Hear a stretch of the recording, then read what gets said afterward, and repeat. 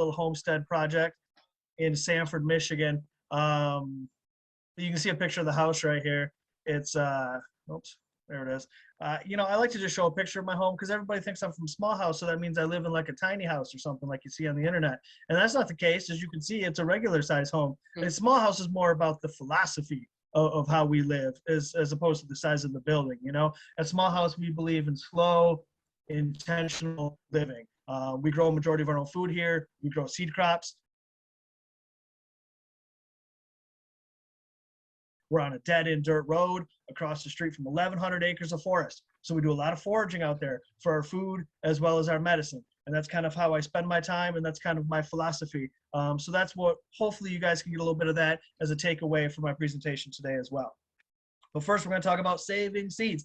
After this presentation, you're going to have everything that you need to know to save seeds from your garden to bring back to your seed library. Here's a list of equipment that you're going to need. This is the most basic stuff. If you're a gardener, you should have all of these things already, but I just wanted this to be accessible to you. And we're going to touch on each one of these tools and how you're going to use it as we go through this talk, but this is it. Gather your equipment to get ready for seed saving. Things like baskets and knives and yarn, obviously most folks are going to have that. Screens and drying racks, maybe that's something that not everybody has at home, but it's easy to fabricate. I got some pictures of some coming up in the slideshow so you can see them. I'll tell you a quick story. So a couple years back, I was on the road. I was going to Appleton, Wisconsin to do a seed saving workshop at a farm there. We were going to clean brassica seeds, broccoli seeds specifically. And I was well on my way on this trip. I was already past Chicago, right? So well past the point of no return when I realized that I had not brought my screens with me that I needed for cleaning these seeds. These screens were for sifting out these seeds. These small brassica seeds could fall through the screen while all the chaff remained above. Perfect for cleaning brassica seeds, but I forgot to bring them, you know? Well, I'm driving along and I just so happened to go through a neighborhood where somebody had gotten their windows replaced on their house. And there was a bunch of old windows and old window screens on the side of the road. And I'm not too proud. I pulled right over to check these things out. And lo and behold, I found some window screens, and the gauge on window screens is absolutely perfect. The hole is just the right size to let the seed fall through and keeping the chaff above. So I took those screens with me up to Appleton, Wisconsin. Truth be told, I still use those same window screens to this day to clean my brassica seeds, right? So we can all be very resourceful as we gather our equipment here. Box fans, running water, jars, and buckets. As I said, I'll touch on all of these as we go. But once you get your equipment, now we're ready to start saving our seeds, right? Mm-hmm. Let's touch on these words real quick. These are labels that people use to define seeds.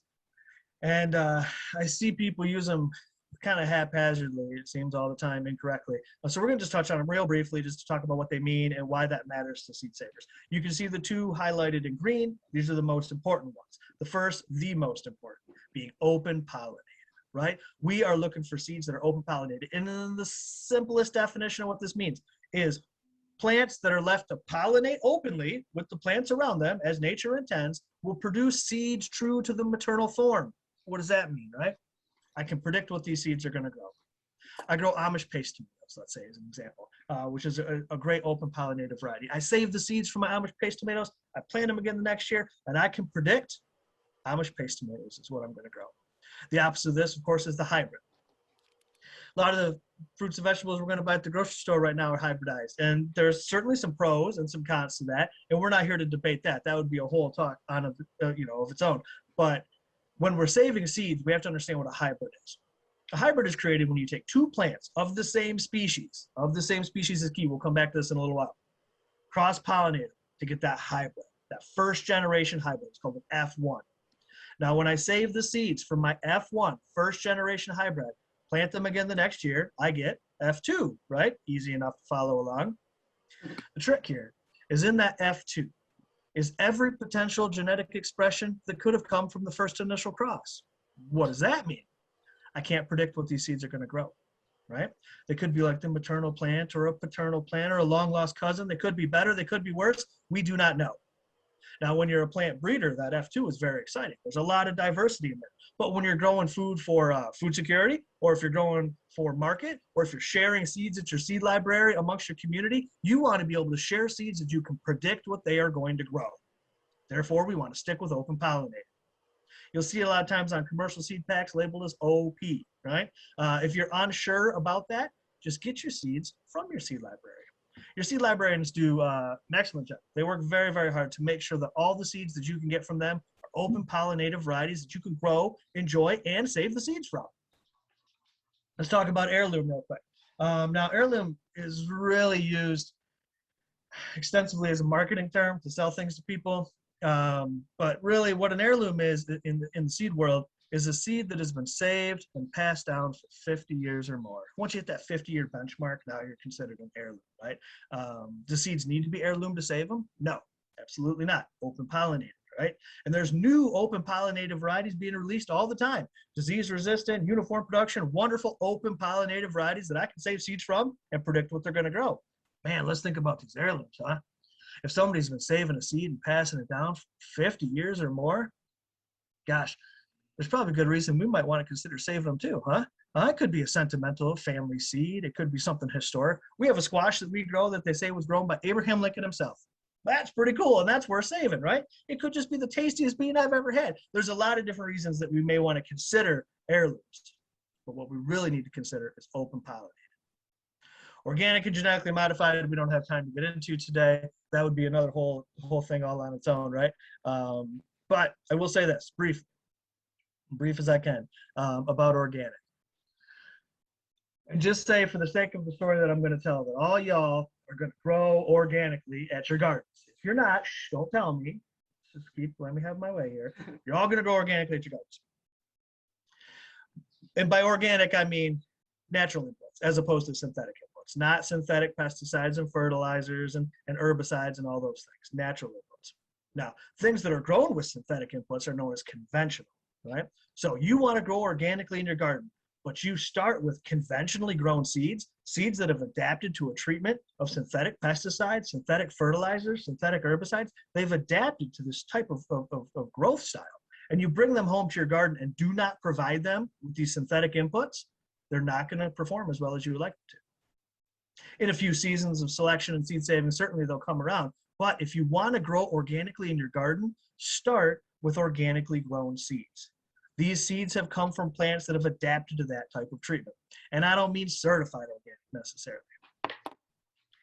If you were to buy seeds from me, from Small House Farm, everything that we offer is organically grown.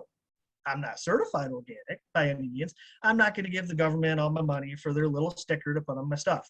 I don't really have any money, but if I did, I wouldn't be giving it to the government to put the sticker on my stuff. But I do believe in organic principles, and that's why it's important to know your farmer. You want to go to the farmer's market and meet your farmer when you buy your food. It's the same thing when you get your seeds. You want to know where your seeds are coming from. That's very important.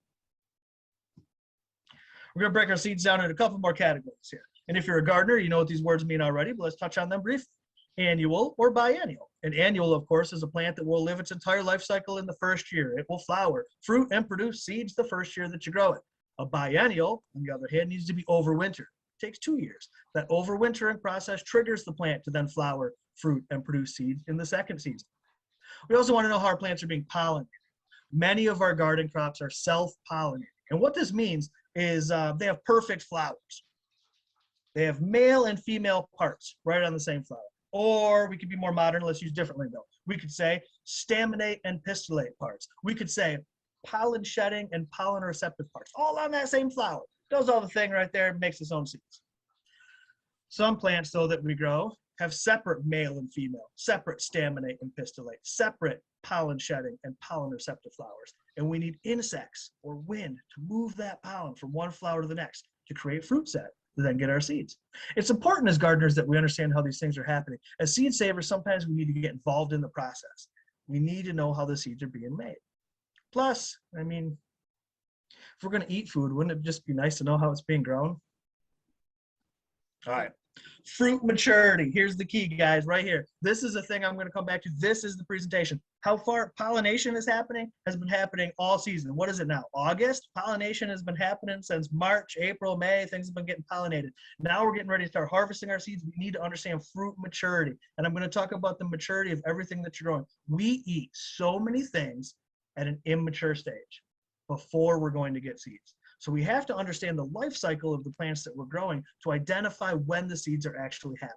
In this picture here, you're looking at a cucumber. Boothby's blonde cucumber, as a matter of fact, which is probably my favorite cucumber of all time. Look at it on the left here. It's got these thin yellow skin, these little black spines. It's delicious. You can eat it fresh. You can pickle it. You can do whatever the heck you like to do with cucumbers. These things are awesome, but I'm not going to get any seeds from them. Think about eating a cucumber, right? You cut it open, those thin, translucent, those seeds aren't going to grow anything. We have to let our cucumbers mature.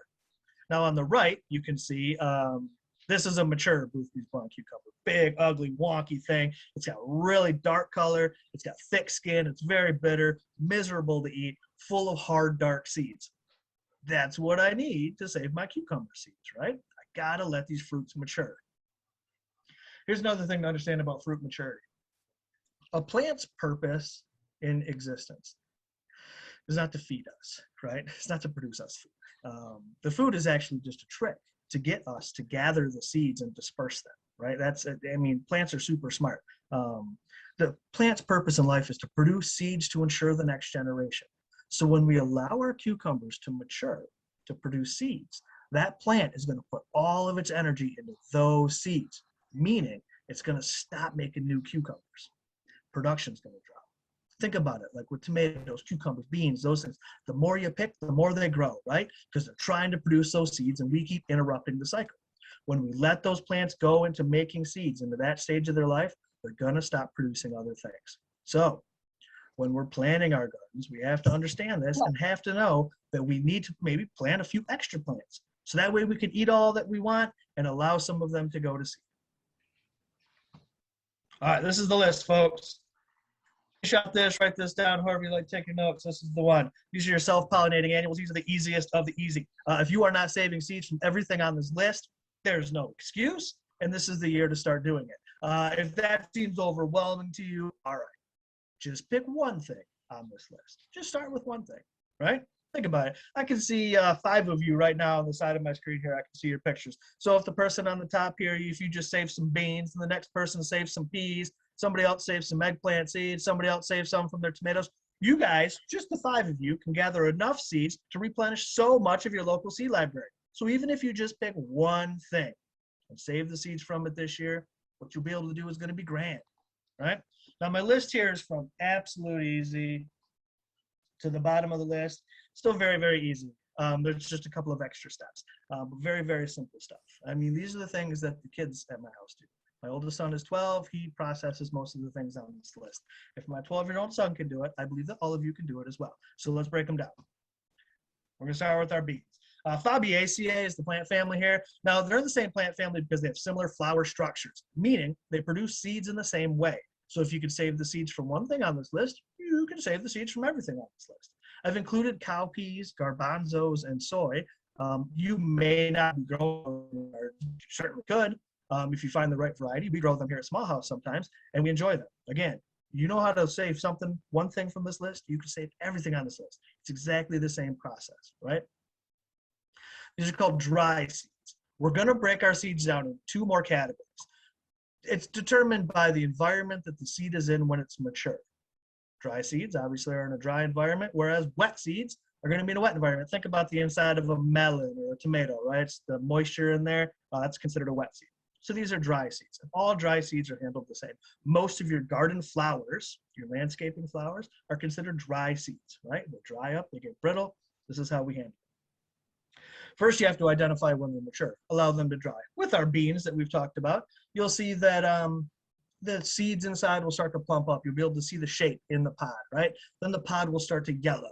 And then it'll kind of get a little wrinkly and leathery, and then it'll start to turn brown and crispy. The leaves on the plant will turn yellow and start to fall off. This is how we know that the plants are maturing and getting ready to give us seeds. At this stage, at my house, inevitably that means it's going to rain. And when these plants get to this stage, we do not want them to get wet, right? So we want to remove them from the environment and put them out somewhere else. If you're small scale, if you're just growing for yourself at home, you can just go through and pull these yellow and brown pods right off the plants, put them out on a screen, put them out on something with a fan or something to get some airflow, and just let them dry.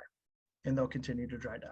If you have quite a few plants and you don't want to pull them off individually, you can pull the entire plants off. This is what we do at Small House. I pull the plants right out of the ground, hang them upside down in the barn, by the rafters. I'll label the rafter, they'll hang up there, I'll put a fan on them, and I just keep them cool, dark, and dry, and they'll just continue to dry down until I'm ready to clean them up. I have pulled beans in October and not even gone back to look at them again until February, and they're fine, as long as it is cool, dark, and dry, right? Now, once you've gathered all of your pods, whether you're just doing a few or you're doing a whole bunch, and they get nice and brown and crispy, when you finally have time to come around to cleaning them up, there's a couple of options for how we want to clean our beans based on the scale of your operation. Very small, and you just have a small amount of beans, no problem at all. Just shell them by hand, right? They're fun. They're like little Christmas presents. They're all just colorful and fun. And ooh and ah, you do bring some friends over, have a beverage, shelling beans, telling stories. I mean, that's good living, right? All right, well, let's say you got a few more beans than that, or your friends are on to you and they're going to stop coming over and shelling beans for you for free all the time. Put them in your bucket. That's from our equipment list. Throw all your dry seeds into your 5-gallon bucket and, well, beat it with a stick. In the seed saving world, it's called a flail, is the technical term for the tool. I use an old wooden baseball bat. Load all the pods into the bucket, beat them with the baseball bat. Dry beans are very, very hard, and they're hard to break, right? All we're trying to do is agitate those pods to crack them open to release the seeds. And you're going to see this in every single dry seed that we process. It is exactly the same. We're using some sort of technique or tool to agitate those pods to break them open to release the seeds. Very simple. Now, let's say you don't have a 5-gallon bucket for some reason, or maybe you need something a little more therapeutic. You load all your beans up into a pillowcase, whack it like a piñata. It's very good for the spirit and soul, and it's going to, again, bust up these seeds. Or lay all your beans out on a tarp out in the yard and invite your friends over and have a big dance party. That's a fun way to do it. We did a thing in Wisconsin one time where they brought in this wild rice and toasted the rice and put it on tarps, and everybody put on moccasins and they played drums and danced around. It was a hoot. But all we were doing, it was free labor. They got us to thresh all that rice for them, and it was a ton of fun. So there's a lot of the different ways that we can do it, but it's the same thing. Agitating the pods, break them open to release the shells. Once you've completed that, regardless of the technique that you've chosen, you're going to end up with a bunch of seeds and broken shells, debris from your plants, all in a big pile together, right? So now we got to move on to step number 2 here, which is winnow. We have to winnow them out. Now you can see the nice lady here in this illustration on the screen is winnowing out her seeds by using the wind. She's pouring the seeds in the chaff, and the wind is blowing the chaff away, leaving her a pile of seeds below. Now this is cool about nature. She's so smart. Every dry seed, you'll not find an exception to this, every dry seed, the seed itself weighs more than the chaff, than the bits of shell, every single time. It's part of the dispersal mechanism. This is how nature designs these seeds, right? So the heavier seeds fall while the lighter chaff is blown away. Now, if you can't control the velocity of the wind, or if the wind won't blow when you want it to, which is a problem that I seem to have, we can replicate the wind easily by using the box fan from our list of equipment. Put the box fan up on a table. You can adjust the speed of the wind with the knob, pour your seeds in front of it. The chaff is blown away, seeds land at the bottom. If we were able to get together in person today, one of my favorite things to do is to winnow my beans inside of a library. You should see the librarian's face when I blow chaff all over the library. It always makes for a good time. But for now, you'll just have to imagine that. Maybe we can get together next year and do it together. Now, smaller seeds like we talked about, brassicas and those things, instead of trying to winnow them off with wind, we could just simply run them through our series of screens to clean them up. Once you have separated your seed from your chaff, you're going to package it up and you're going to label it. At the end of this presentation, I will give you a number of packaging options, and I'm going to talk about labeling. And between now and that moment, I'm going to say the word label 100 times. Try to count as we go along, 100 times, because it is so important to label everything, every step of the way. Like I mentioned, I label the rafters when I hang my beans. I write right on my tomatoes. If you do not label things as you go, you will forget what they are. I'm not going to remember in 20 minutes. I like to think I'm going to remember, but I'm not. And I've learned from experience. So just take it from me. Label every step of the way. Let's talk about lettuce, shall we? A lot of us grow lettuce. Very few people save their seeds. Well, that's ridiculous. Saving lettuce seed is very, very easy to do. And it's beautiful. Asteraceae is the plant family here. Very similar in structure to dandelion, which is also in that same family. And they make seeds exactly the same way. Look at this little flower here. Isn't it beautiful? Gorgeous, right? And you'll open up, you'll have this beautiful little sunshine, and then they close up. And when they open back up again, it's a little poof, right? Just like a dandelion. It's the dispersal mechanism for the seed. And the poof is designed to catch the wind and disperse the seeds all over the place. And if you're that kind of a gardener and you just want to let nature plant lettuce for you, that's what'll happen. And you'll have surprise lettuce all over your gardens. And that's totally cool. But if you want to have a little bit more control over what's happening in your lettuce, you're going to want to collect those seeds, right? So as you see these poofs, this is it, folks. This is how easy it is. When the poofs appear, pick them off, put them in a paper bag, write the name of the lettuce on the paper bag, and put it on the shelf. That's all you got to do. Super simple stuff. Every morning, I come out after the dew's dried. It's part of my morning routine. I just walk through and pick poofs and throw them into a bag. Label it, set it somewhere dry. Come springtime, there's your bag of seeds. If you got a lot of poofs, you don't want to pick them off by hand, no problem. Wait until your flower stalks are about 3/4 poof, 3/4 mature. Cut that entire flower stalk off, put it upside down inside of a paper bag, write on the paper bag what it is, put it on the shelf. Springtime, shake that bag, all the seeds will fall down to the bottom, take the stalks out, throw them in the compost, boom, bag full of seeds. Super simple stuff. All right, all right. Now, what if you don't like all those poofs in there? They're not going to hurt anything because they're dry, but the aesthetics of it, you don't like that. You want to package up these seeds and share them with your seed library, and you only want to give seeds, not poofs, right? So we got to clean them up. Easy stuff. Take all of your gathered up poofs that you have, agitate them between your hands, break them up real nice into a shallow bowl, and then that's it, a gentle breath. And all the poofs will blow, they'll collect in your beard, it's hilarious, they'll go all over the place, and then in the bottom of your bowl is nothing but clean lettuce seed, thousands of them. Do the math for me, folks. You plant one lettuce seed in the ground, one lettuce seed makes a plant. Yeah, it's this tall, whatever. It flowers, it's going to become like 3 to 4 foot tall, but that plant is going to have 30 to 40 flowers on one plant. Each flower will produce 12 to 16 seeds. How many seeds total is that? You don't really have to tell me. It's a lot. You're right. It's so much for one seed. Seeds are exponential. So if you just let a couple of your lettuce plants go to seed, you'll have enough lettuce seed to share with everyone at the seed library. Your friends, your neighbors, your family, you'll be giving out for Valentine's gifts, whatever you want to do. You'll have so much seed, barely any effort. That simple. Let's move on. Now we're moving down that list, right? We're getting into it's a little bit more technical, but still very, very easy stuff. We're going to talk about tomatoes. We're going to talk about eggplants. They're both in the same family. They have similar flower structures. They make seeds in the same way, but there's a couple of differences in the way that we want to handle processing these seeds. So we're going to talk about them separately, certainly. First, we're going to talk about tomato, I don't know, however, whatever you like to call it. Here they are. When tomatoes are ripe is when we want to harvest their seeds. We're talking about fruit maturity, right? A mature tomato is at the stage that we eat it. It signifies its ripeness by changing color from green to red or orange or yellow or stripy or whatever it may be depending on the tomato. But that change in color is what signifies its ripeness. So not only do we know we want to eat it, but the seeds are ready to harvest. Now the trick with tomato seeds is we don't want to just scoop them out, and dry them off and put them somewhere. Ideally, we want to ferment them. This is the extra step, folks, fermenting our tomato seeds. Why in the world would we want to ferment our tomato seeds? Let's think about it. Let's imagine that we're tomato seeds. You can close your eyes, it will help you visualize.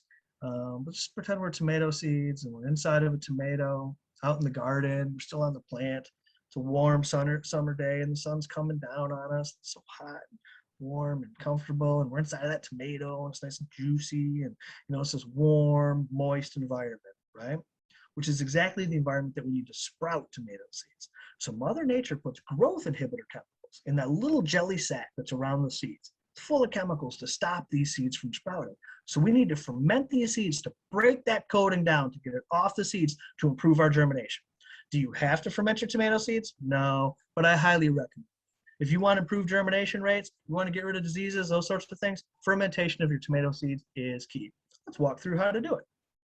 So you can see the tomato on the bottom right-hand corner of this picture here is cut open, what I call the equator, right? Not the stem end or the blossom end, right across the middle, exposing all of the chambers. This is just the easiest way to get the seeds out. cut your tomato right across like that, and then squeeze all the juice and seeds and all that stuff into a mason jar. You can reuse a jar from the kitchen or any kind of container, a little bucket, whatever you got, doesn't matter. Squeeze all the stuff off into a bucket, add a little bit of water to it, put it up on the windowsill. Now, I recommend covering it.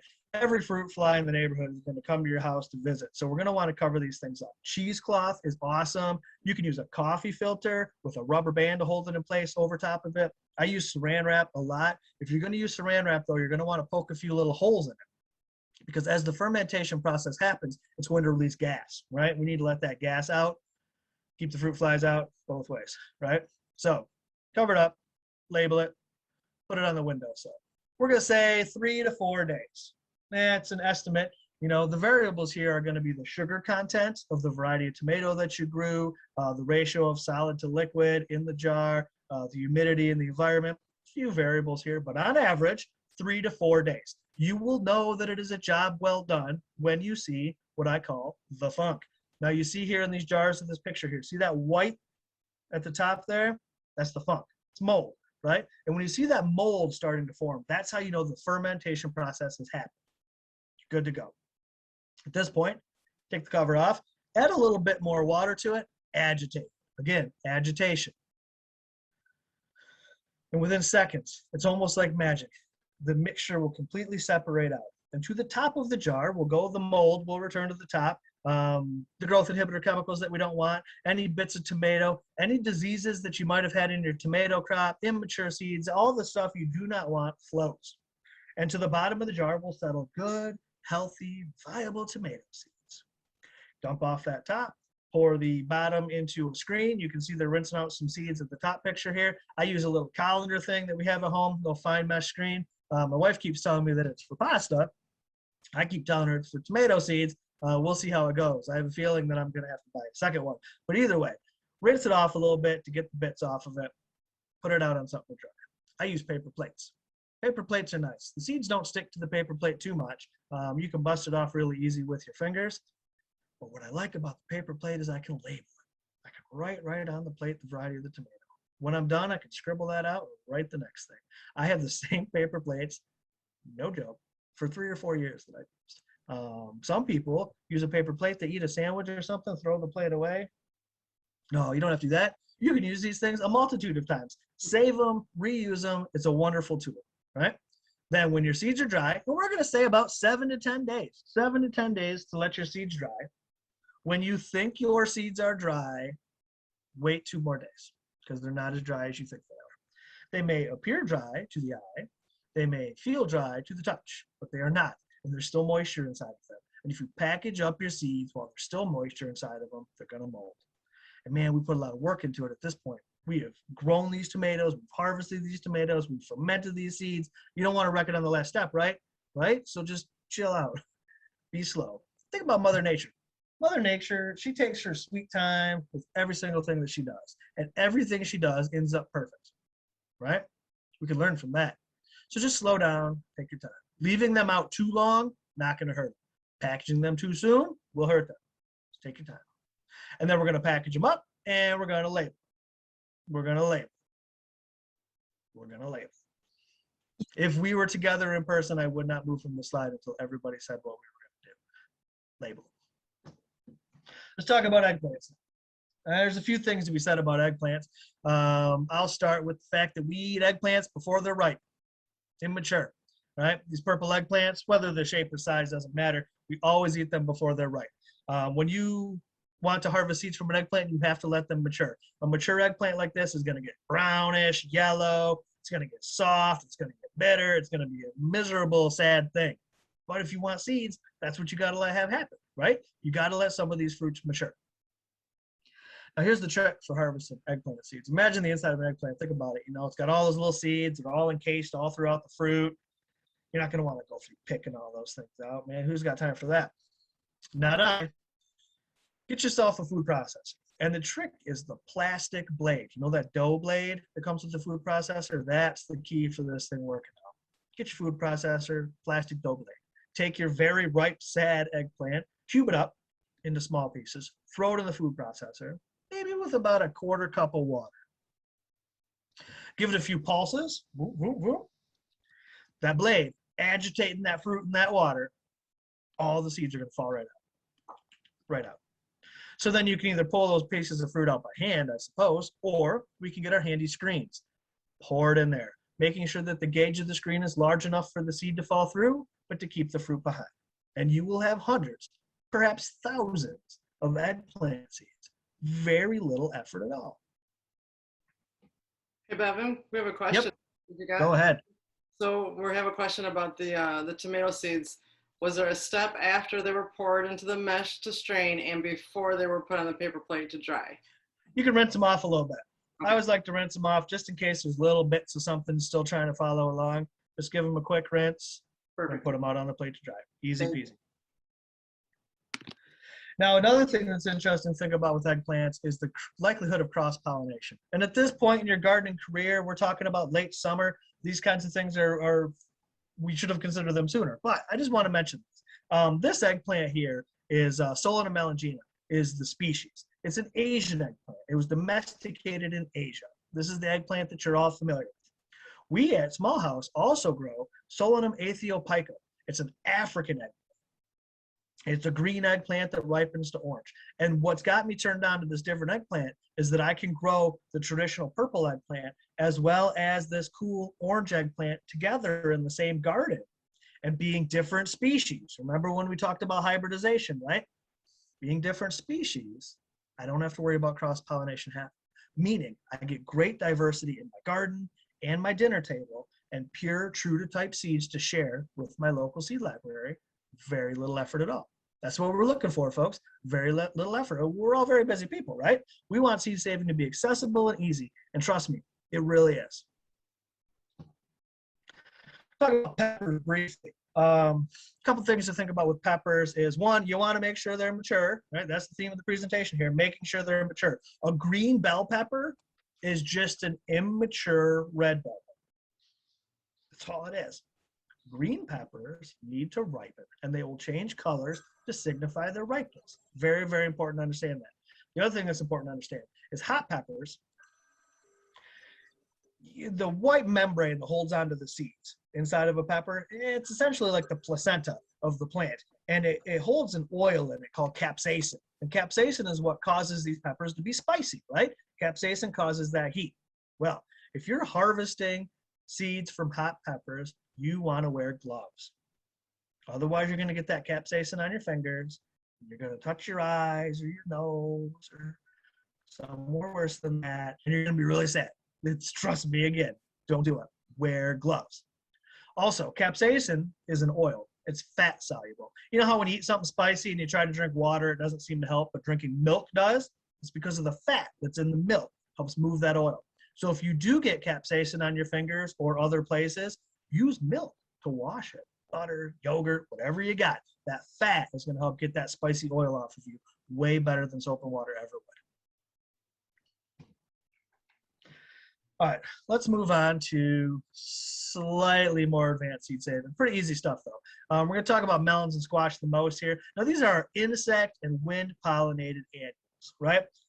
Melons and squash have separate male and female pollen shedding, pollen receptive flowers on the same plant, and insects will move the pollen from one place to the next.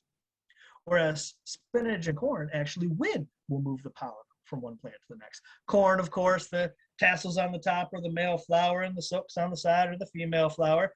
Spinach has completely separate male and female plants.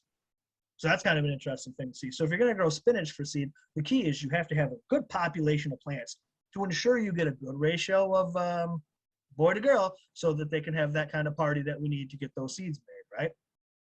Well, let's talk about melons and squash. Here's the family. And I'm not going to get too deep into this because, again, at this point in the garden, late summer, everything's already growing and everything's already pollinated. But let's just break down this family. This is Cucumis. Again, all similar flower structures. They all produce seeds in the same way. Our cucurbitas are squash. See, pepo is like your zucchinis, your patty pans, your acorn squashes. Typically, a lot of what's considered summer squash is a cucurbita pepo. Maximas, on the other hand, are like your winter storage squashes.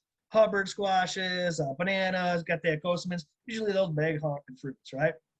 Now, moschata is your butternuts, right? Your Seminole pumpkins, that type of squash. So interesting to know, you can grow a zucchini, a Hubbard, and a butternut. And since they're all different species, they won't cross-pollinate with each other. So you get all that diversity, you get all that pure, true to type seed, very little effort. Let's keep going. Cucumis. Cucumis sativus is your cucumbers. Cucumis melo is your melons, your cantaloupes, your honeydews, that sort of thing. Citrullus lanatus, that's your watermelon from Africa. And languinaria is your decorative gourds, those lumpy little things they sell in the fall, birdhouse gourds, that sort of thing, right? So knowing this and understanding that interspecies cross-pollination is very rare, we know that we can grow a zucchini, a Hubbard, a butternut, a cucumber, a melon, a watermelon, and a birdhouse gourd practically in a pile right in our garden. Tons of diversity and all true to type seed. None of those plants can cross with each other. So all of those seeds will be good to share with our seed library, to share with our neighbors, to do whatever we want to. Easy stuff, right? But here's the three squash. Three good examples from these three species. I got my pepo, my maxima, here's my butternut. See my acorn squash up front? That's my acorn squash. You see what's interesting about that? It's orange. It's ripe, right? Yeah, that's a green acorn squash. You'd buy it at the grocery store, it'd be green. A green squash at the grocery store is not ripe. But sometimes you'll see those acorn squash, they'll have the part that's set on the ground, they'll have kind of orange spot on it. That's already started to mature. And if you leave that acorn squash sit out, it will turn all the way orange, the whole thing. And that's what we need to have happen in order to get pure, good seed out of it. We need to let these fruits mature. I'll come back to this. I got a butternut type. It's a Seminole pumpkin squash that I grew last year. Still sitting on the shelf. Still perfectly good, right? The longer it sits there, the more seeds I'm going to get out of it, right? The more mature it becomes. Now, I'm selecting for storability, and we'll talk about selection here in a minute. But one of the things that I want in my winter squash is I want fruit that is going to store all winter long. Now, these plants are showing me they have those genetics. This fruit is still perfectly good, and it's well over a year old, right? So those are the plants I want seeds from, because those are the traits that I want in my garden. Melons. When you eat melons, they're ripe. Seeds are ready. And we're kind of already doing this. Let's go through the steps of eating a melon. Smell it. Smells right. You cut it open. You scoop out the seeds. That's literally step number 2 of eating a melon, is scooping out the seeds. Now, I don't know what you're doing with them at that point. Trashing them and composting them. I don't know. What if we tried washing them off on a screen and putting them out on a labeled paper plate to dry? You're a seed saver. That's that easy. You're already doing 85% of the work to save these seeds. Every time you're in the kitchen, every time you're working with food, extracting seeds is part of the culinary process. And up until we lost such touch with our food and our seed supply, it was also part of the seed saving process. Seed saving is a culinary act. I think the seed saving should be in cookbooks. Cut open the fruit. Step number 2, save the seeds. That's part of the steps. We're already doing the mechanics. We're just not realizing it, right? So maybe just changing our perception, the way that we perceive this moment in time every time we work with our food will help us see these things in a different way, right? I find that sometimes when you tweak the way that you think about one thing in the world, it kind of tweaks the way you think about other things in the world too. And maybe if we started looking at our food and our seeds a little bit differently, it would have an impact on so many other things in the world around us too, right? It's my little soapbox for it. Cucumbers, we talked about them. Cucumbers that you're eating are not going to give you any viable seeds. You gotta let some mature to extract the seeds from them. Watermelons, we'll go back to the melons. When we eat a watermelon, seeds are ready to harvest. And you have literally done this your entire life. Think about it. You're eating a watermelon, you get a seed, what do? Spit it out, right? Spit that seed into a bucket, seed saver, right? It's that simple. I mean, you're going to want to wash it off to get the sugars off of it and put it out to dry. But essentially, you're already doing these things. These things are already happening in your day-to-day life. You're just not thinking about the seeds. Sometimes when I do these talks in person, here's my next little soapbox, guys. Sorry, here it comes. Sometimes when I do these talks in person, I'll bring some props and things with me, And one of the props I like to bring is an Almond Joy candy bar. Because an Almond Joy candy bar is the ultimate demonstration of the importance of seeds. Let's think about it, right? What's an almond joy candy bar made of? Almonds, which is a seed, coconut, which is a seed, chocolate, which is a seed. Now, one of these presentations that I gave, there was a kid there in the front row and raised his hand. He says, "Oh, Mr. Cohen, actually, probably the first ingredient in an almond joy candy bar is high fructose corn syrup." Smart kid, right? And he's right. It is. But that's also a seed, right? An almond joy candy bar is 95% seed. Without seeds, it simply wouldn't exist. We have all these blinders on all the time when we go through life because we're so busy. We don't see all these logos and all these things around us. But an almond joy candy bar is something that you are going to see everywhere that you go. Gas stations, party stores, convenience stores, grocery stores, almond joy candy bars. And none of them would be there if it wasn't for seeds. So maybe the greatest takeaway in this whole presentation today is just this one moment. When we part ways and you go about the rest of your weekend, look at everything that you do from the point of view of seeds. And you will realize that seeds are in everything that we do. Seeds are essential to our entire existence. Without seeds, we would not exist. Clothes that we wear, cotton, dispersal mechanism of the seed. Coffee that we drink, oh, thank goodness for those seeds, right? Seeds, that's your takeaway.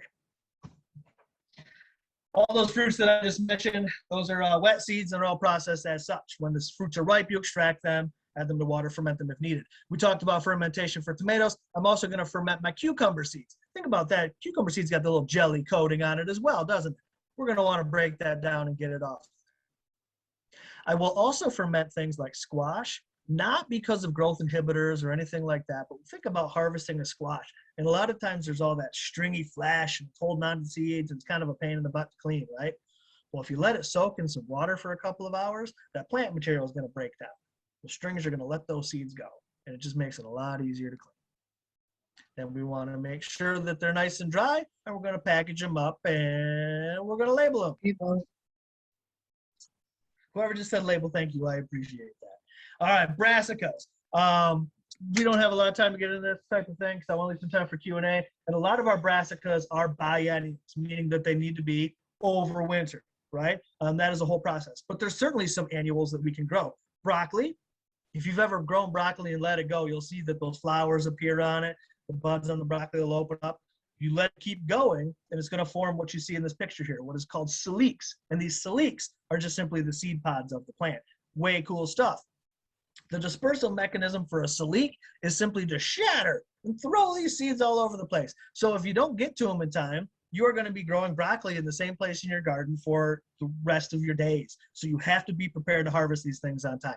The trick here, when the stalk is about 3/4 yellow, not brown, brown's too late, yellow, cut those things right off, flip them upside down into a 5-gallon bucket and put them away somewhere dry.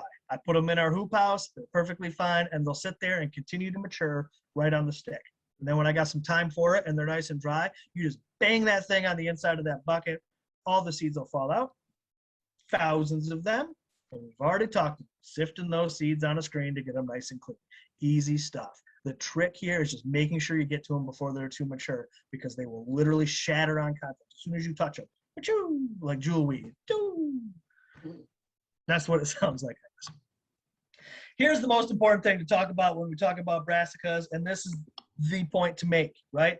Now you'll see on this list, I've got cabbage and Brussels sprouts and kohlrabi and kale and broccoli and cauliflower, and for some reason collard greens isn't on the list. This list, who made this list?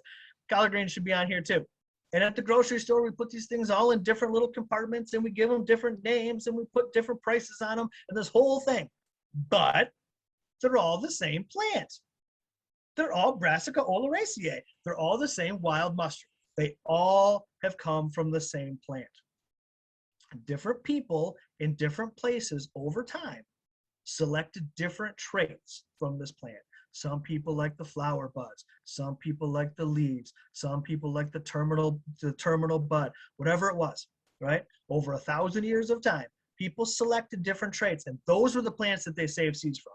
Oh, I like what this plant is doing. That's the one I'm going to save seeds from. And over time, they've evolved what we consider to be completely different vegetables. Now, this is an extreme example, but this is literally what you are doing in your gardens every time you're saving seeds.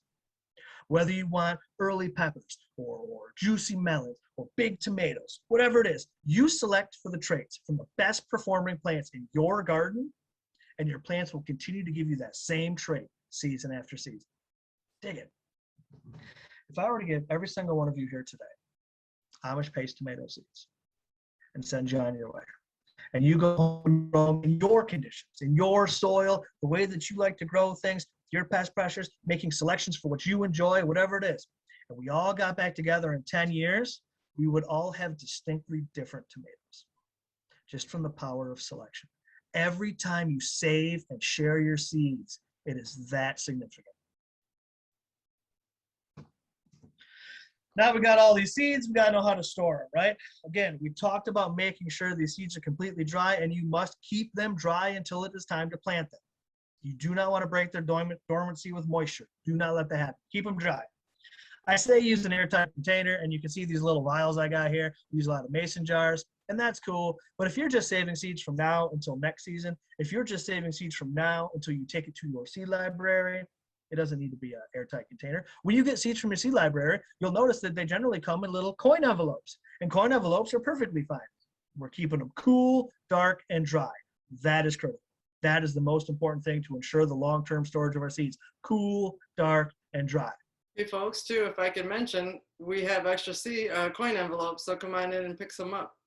Well, there you go. Now there's not even an excuse to not have the proper things to store your seeds. Your seed library is doing all the work for you, so you might as well help them out and go get some of them coin envelopes out of their way, right? Yep. Here's the label. Now, I always say defer to your local seed library for the information that they want on a label, most certainly. But this is what Seed Savers Exchange uses. This is like the full gambit of information that you could put on a label. The variety name, its common name, scientific name. That's the thing to talk about, right? This is the Latin binomial of the plant. This is the species of the plant. This is so important. Remember when we were talking about Cucumis, the squash family things, and I talked about pepo and how that's zucchinis and patty pans and acorn squash and sugar pie pumpkins and that sort of thing. All right, they're the same species. If I grow a zucchini and a sugar pie pumpkin, they will cross-pollinate, and those seeds will produce pumpkinis. And nobody likes pumpkins, right? So we can't have that happen. So putting the proper information on these labels, these scientific names, will allow you next season, your community who gets the seeds from the seed library, whoever it is that you share with, they will have the information they need for proper planning and planting to succeed as seed savers. The more information you can put on these labels, the better, right? I do it for myself because I can't remember what's going on anyways, but it's even more important to do it for your community. Make sure they have the tools they need to succeed. Daughter has been trying to save seeds, like she'll eat her cucumbers and set the seeds aside, and the tomatoes and set her seeds aside. And I didn't feel like I was well equipped to help her do it successfully, to grow plants next year. So we're loving this. But my question for you was on the label. It said days to maturity. Is that like is this about the plant we harvested from, or is this about the plant that will grow, which might be the exact same thing? But, well, that's a good question. So essentially, it's going to be the same thing. So the plant that you grew and harvested seeds from should produce a very similar plant that's going to have the same type of life cycle. Now, the trick with days to maturity is a lot of the times what you're going to find is when they mention that on a seed packet, they're talking about days until eating was what they call maturity. Not the physical maturity that I may have discussed when we're talking about harvesting seeds. For example, like the cucumber. On the package, that Boothby's Blind cucumber would say 58 days to maturity. But what that really means is I can expect 58 days until I eat the cucumber, not actual maturity. So some of these things, when we plant our gardens, when you guys are getting ready next year, some of these plants are going to be in the garden a little bit longer than what you're used to or what the packet might say, giving them time to mature. awesome. Thank you. Of course. I have a question. Yeah. I'm growing arugula this year for the first time, and not too successful because they just keep getting tall and skinny, and then they keep flowering because I snip the flowers off thinking they'll bush out. And the little leaves you get off are about, maybe 2 inches. I mean, it takes a lot of little leaves to make a salad. So I'm not sure if I'm doing something wrong with them or. Well, so that could be a couple of different variables that would cause that to happen, right? So it could be a soil issue, it could be a lighting issue, it could be just simply that it's just too hot for these plants. A lot of these plants, if they're not necessarily comfortable with their growing conditions, are immediately going to bolt like that because their goal is to make these seeds. So the first thing they'll do, instead of getting a lush plant, is they'll just put out those flowers right away to start making And seeds. where are the seeds on this plant? So after the flowers, so where the flowers are at, they will die back and you'll be able to harvest the seeds. They'll So make little pods. let those things flower then and, okay, perfect. Thank Yep, you so much. for sure. Thanks. Of course. Anybody else? One more question from me, if there isn't another question. Do you cover seed collecting for flowers in your book, or is it just for edible plants? It's mostly edible plants that we deal with in the book. But so Okay. this is an important distinction, I think, to make, is that all of these edibles that we're talking about all come from flowers as well, right? Sure. So it's the flower structure is exactly the same. And how the seeds are made is going to be similar in every way. When you're talking about things that are strictly flowers, they are producing what would technically be like a fruit, but we don't consider them as such because we're not eating them. But they produce the same way. Most of these flowers that you're dealing with are going to fall into that category of dry seeds. So you know how like when your flowers die back, you deadhead them and they'll produce more? Don't deadhead them. Let them dry up a little bit more, and then you can harvest what's going to be left where that flower head was, and there will be seeds. That's very general. From species to species, Sure. It'll be a little more specific, but for the most part, just let those flowers mature, and what's left behind will Those contain like seeds. hard, dried up little balls. Little ball, break that's them it. apart. Okay. You got it, and there'll be seeds in there. And then you can clean that up if you want, because you'll be able to, once you bust it open, you'll be able to identify the seed. You'll be able to see that part that is the seeds, and then you'll clean up the other bits of chaff using one of those techniques that we talked about. With flowers, they're small, so screens work really well. And then you'll have a lot of seeds. Okay. And typically, do they get mature late in the season also, or do they reach full maturity throughout throughout the summer? Well, and that's going to be specific to species as well. Some Okay. flowers will produce, like I'm growing nasturtiums out here, and I've been harvesting seed pods off my nasturtiums all summer. But like my marigolds are just starting to die back to produce some seeds. My echinacea, it's going to be late fall before I get any seeds out of it. So they're all going to be a little bit different. Okay. So depending on what you're growing, again, understanding that life cycle and being able to identify that mature flower head, that mature fruit is going to be important. Well, thank you. Of course. Yes, Yeah, I Susan? have a related, can I ask you a question? Is that all Of right? course. Okay, I have a related question to yours. So if you're deadheading to keep your flowers growing, when would you want to stop deadheading so you get some seeds? Like August, September? Yeah. August? Yeah, you know, that's going to be a little variable too, but for the most part, yes, late summer is when you're going to want to kind of stop that process of deadheading and let those things have time to mature. So you'll be able to deadhead for a while and enjoy lots of flowers, you know, before you stop and then let them finish maturing. Okay. So yeah, usually about mid to late August is when I'll stop messing around with anything, just to make sure everybody's got time, because it's so hard to predict. Last year we had a frost like September 15th or something, like a month early, and it was a disaster here for so many things that didn't have time to finish. But generally, that's a safe bet, mid-August. Thank you. What is Yep. kind of Manner's question?